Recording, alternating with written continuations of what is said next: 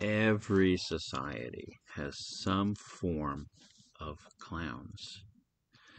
The trickster gods of mythology, the characters who openly mock or question authority or the rules or expectations of that society.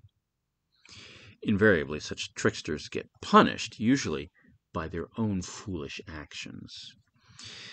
This allows the listener or spectator to look at themselves and their culture from the outside, to see the ridiculousness of it, and to learn from the foolish mistakes of the trickster character. It's believed that clowns represent a primal need within humanity to question, to rebel, but in a safe way. As a result, clowns in many societies were considered sacred. Now, based on the universality of the clown concept, it's likely that some form of the clown role has probably existed as long as human society has existed. The first known clowns in the historic record are the ones that were found in ancient Egypt. They wore masks, and they had leopard skins, and they performed for the pharaohs, humorously imitating the gods. And because these clowns were considered sacred and greatly respected, often priests would act as clowns, to help instruct the people. One noteworthy thing about ancient Egypt, they had jugglers. In ancient Egypt, they were juggling. It was seen as kind of a magic trick. Native Americans had clowns, and some still do, like these Hopi clowns. These ones are called mudhead clowns. And they had clowns in ancient China and India. They had clowns in ancient Greece. So the clowns in ancient Greece were very popular. Okay, so Greek actors would be doing a play, a serious play, the Greek play. And these guys would just wander out onto the stage like they didn't know there was a play going on. See, Greek clowns were meant to look like dumb peasants.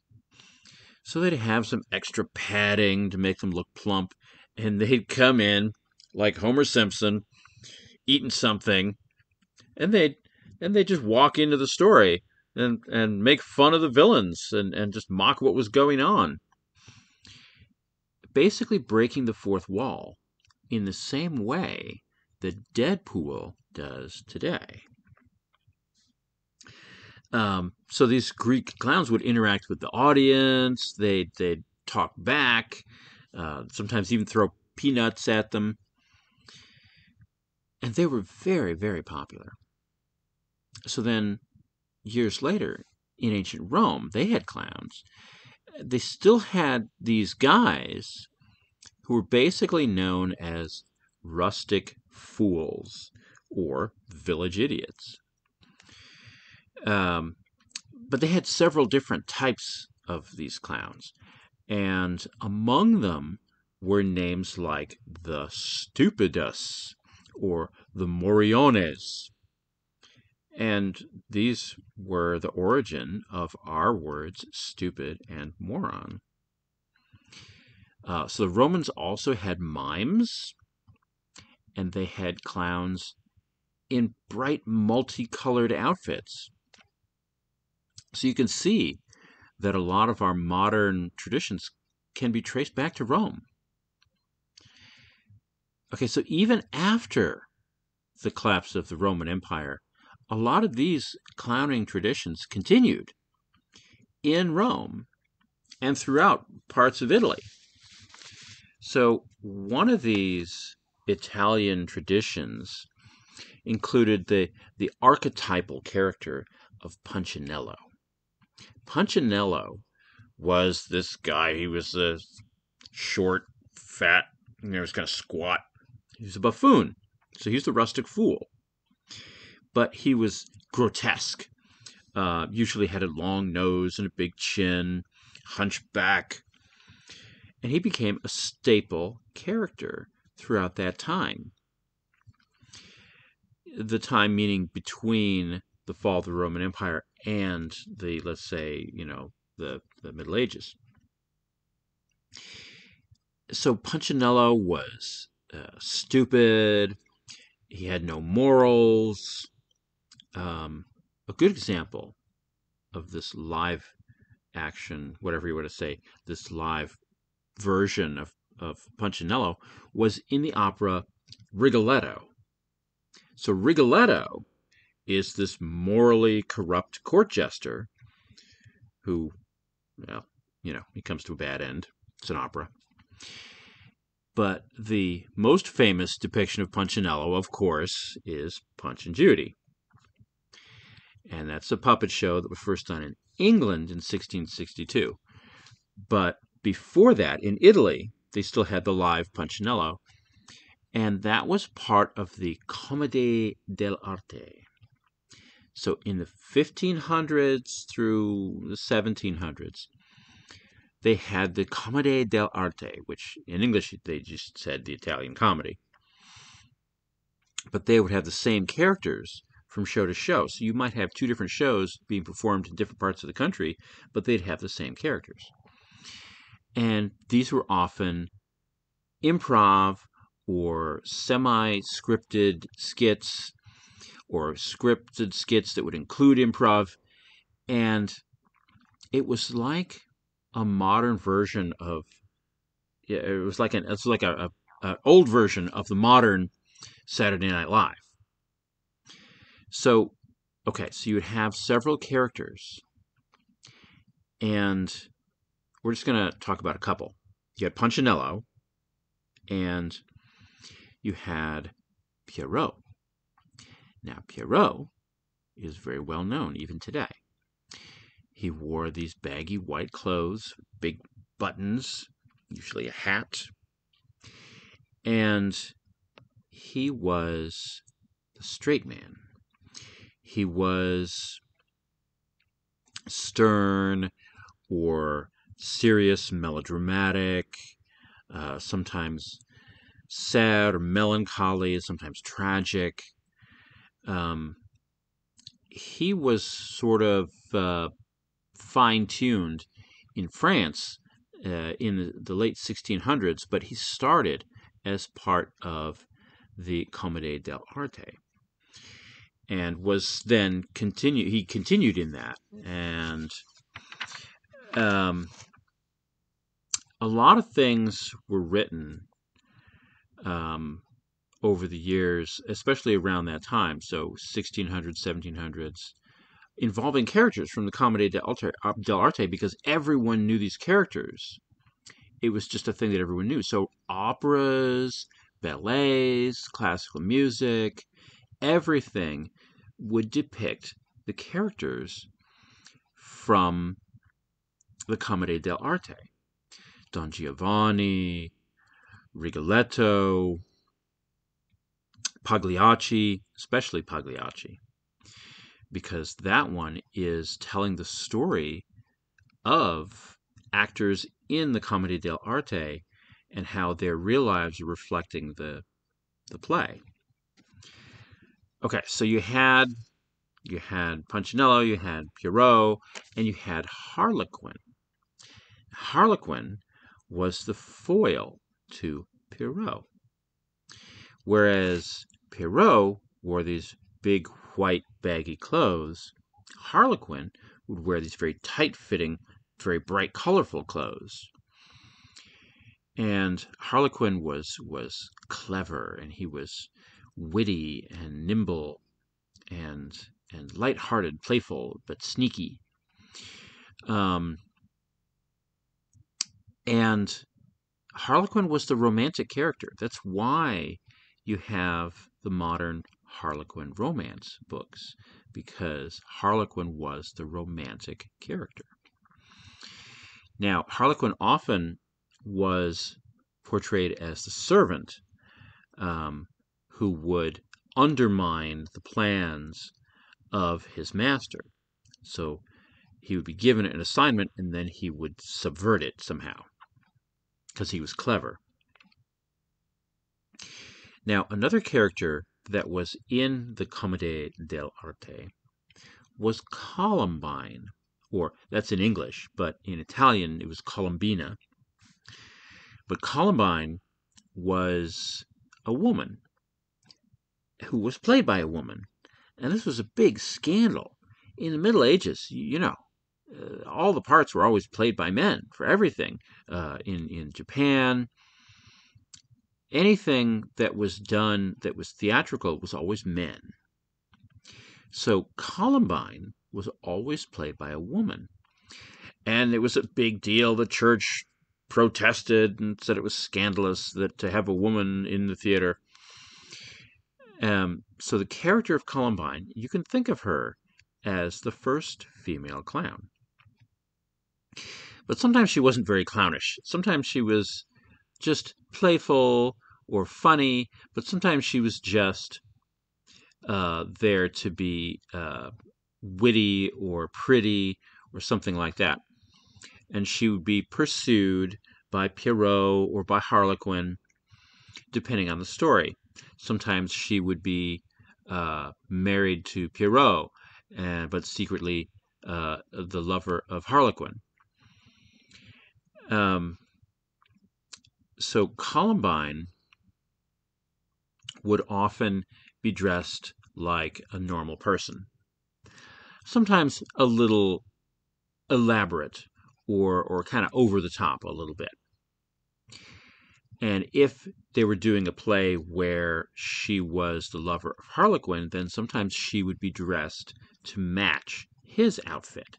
So she might have the same kind of bright color scheme. Or if she were in a play where she was the counterpart to Pierrot, then she would match his color scheme. But she would be, so she could be either like a straight man type character or the comedy type character, but she interacted with both and provided the conflict sometimes. And as you can see from some of these pictures here, that Columbine was the archetype for later characters such as Harley Quinn. So, over the centuries, the commedia dell'arte evolved into what was known as the Harlequinade. And the Harlequinade was also known in England as the British pantomime. Now, British pantomime was, as you might think, a pantomime. What do you do when you pantomime something? You're silent. So a pantomime was a silent act. So on the stage, you would have these actors doing this silent play. It was still the same characters. You still had Pierrot and Harlequin and all of that. And it was an evening of opera and ballet and these comedy skits. So between the 1600s and the 1800s, the Harlequinade, or the pantomime, was incredibly popular. Now, the pantomime in England became kind of a staple. They still do it today. But for an American audience, they didn't really experience that. They didn't have that. So for people who grew up maybe in the early 2000s, the only thing they might have seen that would be comparable would be if you saw the show Boo-Bah when you were a child. In Boo-Bah, they had the story people, and the story people were basically doing a British pantomime because it was a British children's show. But in the 1600s to the 1800s, okay, so you had these pantomimes, and they would start out, they'd have an opera or they'd have a ballet, and then there would be an elaborate magical transformation scene presided over by a fairy, in which the actors from one part, like the opera, would be transformed into different characters for the later part of the evening. So you'd start out with these people, these actors, doing the opera, and then later they would do the pantomime. And they would do this transformation as a way to connect unconnected stories. So in these, Pierrot, of course, was often paired with Harlequin. Well, in the Harlequinade, there was one particular actor in the early 1800s, Joseph Grimaldi, and he was playing Pierrot, and he gained quite a lot of fame for his portrayal. He was brilliant at physical comedy, completely redefined the part of Pierrot. He was hilarious, he was funny, he was brilliant. He was like the Jim Carrey of the time. He changed the makeup. The way that the face paint was done before had just been straight white makeup, but now he used colors, and the way he did his makeup defined what clowns do today. So modern clown makeup comes from Joseph Grimaldi. And he also was, when he was doing it, it was the first time that people started using the word clown. But he was very, very, very physical and very funny. And he was so popular. He was really a star at the time. Talked about in all the periodicals, the newspapers of the time. Everyone wanted to go see him. He was so popular that since his time, all clowns are named Joey after Joseph Grimaldi. In fact, if you go to clown school and you get a clown degree, that degree is called your Joey. You got your Joey after him. So when he died, his memoirs were edited by Charles Dickens and became a bestseller.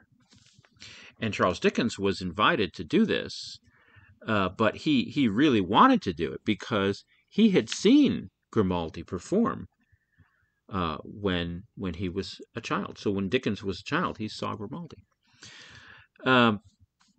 Now, I want to point out that in general, clowns were not for children. They were strictly adult entertainment, with some exceptions like Punch and Judy. So a child's life before 1900 was a grim one. If you were a kid in ancient times, you were very unlikely to make it to adulthood. It was a life of hard labor, violence, disease, deadly animals, etc. So something like Punch and Judy was a bright spot in an otherwise miserable existence.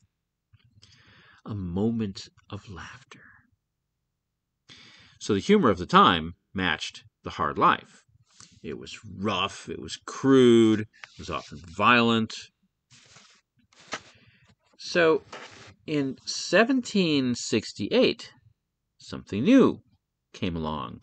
The Philip Astley circus began. Now, at first it was mostly an equestrian show, just people watching tricks that horses would do. And it was fitting. It was a riding school.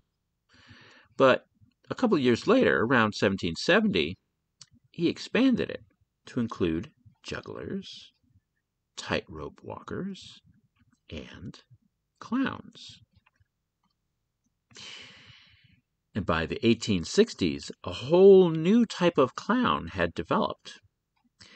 And this was the red clown. Now, Pierrot had been the white clown, but this was the red clown, or the auguste. And this is the clown with the big round red nose. The auguste clown has a more extreme appearance. See, the white clown is more almost like a normal person.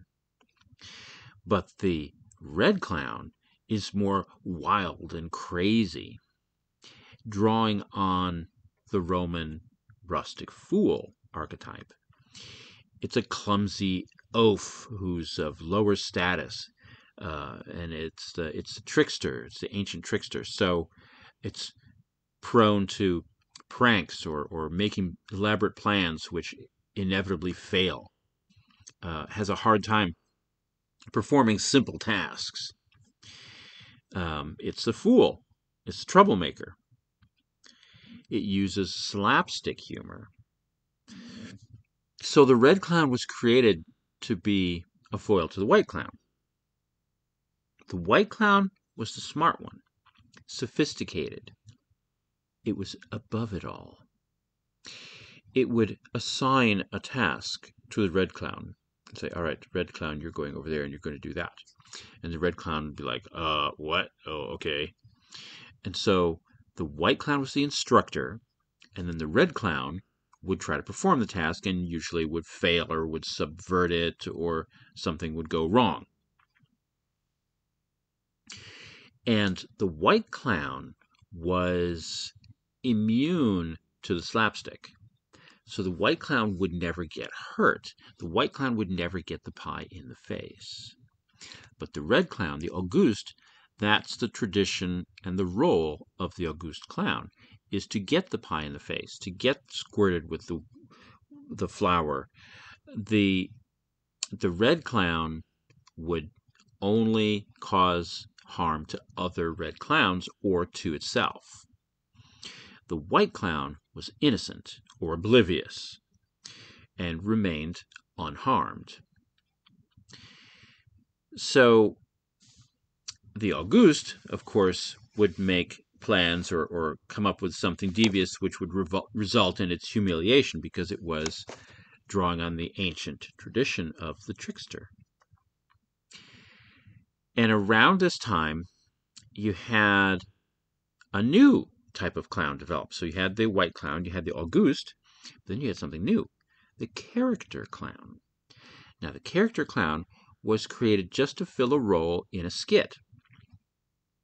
So let's say you needed to have the clowns rescue someone in a play, and so you might have the mom clown, or the firefighters, or the police clown. And so, or you might have the baby clown, which is usually portrayed by a dog or some other animal. And it became a very, very common thing. The policeman clown was probably one of the more common ones. But the most common type of clown was the hobo, the tramp. Now, imagine you're a kid in the 1800s. You've been working on the farm. If you're lucky, you learned to read, and you didn't die from something like polio or dysentery, and you didn't get killed by a wild horse or a wolf or a snake. And one day, the circus comes to town. What? It's got a parade, which you've never seen before. It's got musicians. Maybe you haven't heard music like that ever. They've got elephants, maybe? What? What's an elephant? Oh my gosh! And they've got clowns, which to your bleak existence seem like something magical. Bright colors? Laughter? It's amazing. Now, remember, there was no TV. There was no internet. There were no movies. There weren't even any kid books. So something like this was as good as life could get for a kid. I mean, think about it. Popcorn, music, thrills, laughs, slapstick. It was great. This was the peak of clowndom. Now, at this point, there was, believe it or not, something known as the clown laws. So, to a kid of the time, a clown was basically like a big toy, which had magically come to life. So, think about that. So, in the clown laws, if you were a clown, you weren't allowed to eat or drink anything in front of a child. You weren't allowed to ever be drunk while in makeup. And you couldn't go to the bathroom while you were in costume. There were more, but you get the idea. The idea was you had to preserve the mystique of it, to keep it magical. So then a new era began. This was the time of photography and silent movies. Silent movies. Now remember, there still isn't really anything you could call children's entertainment at this point. No kid movies, no kid shows, clowns. That was it. Now, suddenly, you have silent movie stars who are essentially just clowns without the makeup. Buster Keaton, Charlie Chaplin, Harold Lloyd, Laurel and Hardy. They're just doing classical pantomime routines. In particular, Buster Keaton and Charlie Chaplin are doing classical clown routines. And then you get the Three Stooges, who are doing classical slapstick. And you get the Marx Brothers, who are doing this witty Harlequin-style banter and a silent clown. You get bumbling chase scenes involving policemen, which are taken straight from the old pantomimes. I mean, like literally, that's what they would have in the Harlequinade, is they would have bumbling policemen chase scenes in the 1800s, and they just took those straight and put them in the movies. And then you had Abbott and Costello, and they were the classic combination. You had the instructor clown who was above it all, and you had the rustic fool. It was absolutely the classic routine. They're just doing the old clown routines. Now, throughout World War I and the Depression, World War II, clowns continued. This was the height of the hobo clown, Charlie Chaplin, Emmett Kelly's Weary Willie, Red Skelton. But then it was during this time, the first half of the 20th century, where you had something else going on that kids were aware of, and that was cartoons and comic books. This threw a whole new wrinkle into the whole mess. Suddenly, kids had Mickey Mouse and Donald Duck and Goofy and Bugs Bunny. Donald took on the role of the Auguste. He made plans that failed. It resulted in his humiliation. Goofy represented the everyman, pointing out the foolishness of humanity in general. And Bugs Bunny, well, he was the white-faced clown who remains unharmed. He's the one who gets the other guys to do something stupid that causes them to defeat themselves. But Bugs Bunny himself doesn't get hurt. So the Auguste in these Looney Tune cartoons would be Yosemite Sam or Elmer Fudd or even Daffy Duck. And they would defeat themselves. And it would be Bugs who would be standing there with a straight face watching this happen. But the quintessential Auguste was Wile E. Coyote. Not only the embodiment of the self-defeating slapstick type of clown, but literally named after the ancient traditional Native American trickster god, Coyote, to the point that they would often recreate Native American myth within the cartoon. And so, Wile E. Coyote, his plans result in his humiliation, which is straight out of the myth. So, now, movie and cartoon characters now filled the exact same role in society. They became the new clowns. Clowns still continue to exist. And for a while, all these different things were roughly equal. So you had silent movie stars, you had cartoons, and you had clowns. And there was this equilibrium with all of them, which continued through World War II. Parents who'd grown up with clowns being basically the only kid thing out there still thought that way. And bear in mind, Looney Tunes were, just like clowns before them, mainly for adults at first. Then came TV. And what did they put on TV for kids? Clowns and old Looney Tune cartoons. The first kid shows were, frankly, terrible by modern standards. It was considered okay for kids if it had some kind of slapstick and a clown in it. You know, pie in the face. You had Soupy Sales, Bozo the Clown, Howdy Doody.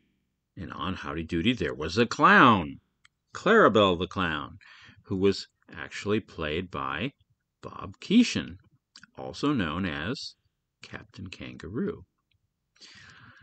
And once Captain Kangaroo started, you had the Town Clown, who again was Bob Keyston.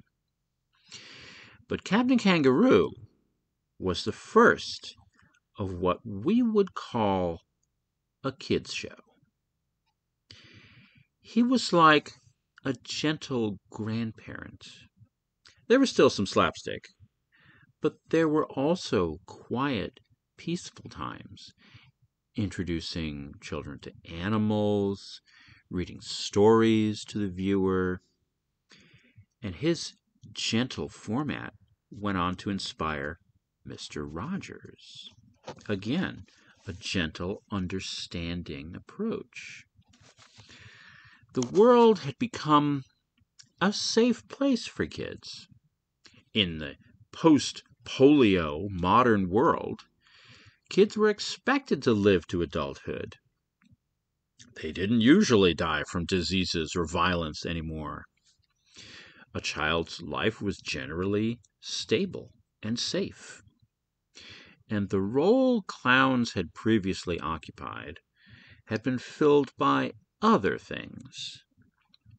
Clowns began to seem out of place to children. Adults who remembered a bygone era in which clowns were loved and seen as magical continued to push clowns. Ronald McDonald. Clown toys were often given to kids by well-intentioned grandparents. Older generations still saw them as appropriate toys for children. But to the kids, they just seemed odd and increasingly irrelevant. Then you had John Wayne Gacy, a serial killer, who dressed up as a clown to lure in his victims in the 1970s. And that was the real beginning of the end for clowns. They might have seemed irrelevant before, but now, suddenly, they became genuinely threatening. To make matters worse, once clowns had come to TV, the people portraying them had never gone to clown school. They never had any training. They just slapped on some face paint and boom, I'm a clown. So none of them knew the clown laws. that previous generations had considered so sacred, and they broke pretty much all of them. It started before World War II with the Joker, but then you had, like, the only clowns on TV other than Bozo were characters like Homie the Clown. Homie don't play that. Or Krusty the Clown, who was meant to be a satire of a clown, but if that's the only clown you see, it's not a satire. Now, of course, children didn't know anything about serial killers, but older kids did. And, the role of the older sibling, of course, is to tell the younger sibling terrible things. So anyone who's had a big brother knows that you get messed up by your older siblings. So the older siblings knew that these things were happening, and then they would tell this to the younger kids to kind of scare them. And this was now getting to be the 1980s. So this was around the same time that adults were pushing clown care in hospitals. And then the movie Poltergeist came out, in which a boy's creepy toy clown gets possessed by a ghost and tries to kill him. And lots of teenagers went to see that movie. And that is when the idea of clowns as scary truly entered mainstream consciousness. Coulrophobia, the fear of clowns. No one saw clowns as funny anymore. They became associated with creepiness or scariness. And it was around that time It first came out. Now, by the 90s, if grandparents gave you a toy clown, they just seemed incredibly out of touch with the times. Around this time, even Looney Tunes seemed old-fashioned. But the traditions behind clowning still exist within a variety of characters. So even though the clown itself is seen as scary, clowning still continues. An example would be the Muppets. Ernie and Bert display the oldest style of interactions between the officious Pierrot and the sly Harlequin. Their interactions are exactly from the Harlequinade. Kermit embodies the white-faced clown. He is the instructor. He has to deal with the oafish Fozzie Bear or Cookie Monster or Grover, who fail to follow his instructions. Another one who is seen as a clown in the modern day is Jackie Chan. Jackie Chan took the physical comedy of Buster Keaton and gave it to a new generation. So Jackie Chan is a clown. In the spirit of Grimaldi. And then you have mimes, and for a while mimes were seen as a negative thing, but then you have the depiction of Mr. Mime in Detective Pikachu, which caused a sensation. Everyone loved it. It was hilarious. And it was like a shot in the arm, a new vitality for mimes and for clowns. You have the Minions. They're an excellent example of the clown tradition. They're doing just, they're clowns. It's the same in the Ice Age movies. Olaf, SpongeBob, and then you have characters like Inspector Clouseau. Peter Sellers is a clown. You have Rowan Atkinson, also a clown. Mr. Bean. Mr. Bean is doing a clown routine. He's doing a pantomime. Someone else who has studied under a master clown is Sacha Baron Cohen, who does Borat. He is a clown, and Borat is a clown. Another really good example, which I mentioned earlier, is Deadpool. Deadpool, believe it or not, is a clown. To the point that Deadpool and even Domino are wearing essentially a form of clown makeup with their costumes. The Harlequinade appearance. And Deadpool breaks the fourth wall, and so he is doing the classical rustic fool. Another example is anything like a comedy news show, any kind of comedy news show, whether it's Saturday Night Live or The Daily Show or any of these other shows. These are mocking authority figures in an improvisational setting, and this is traditional clowning. The portrayal of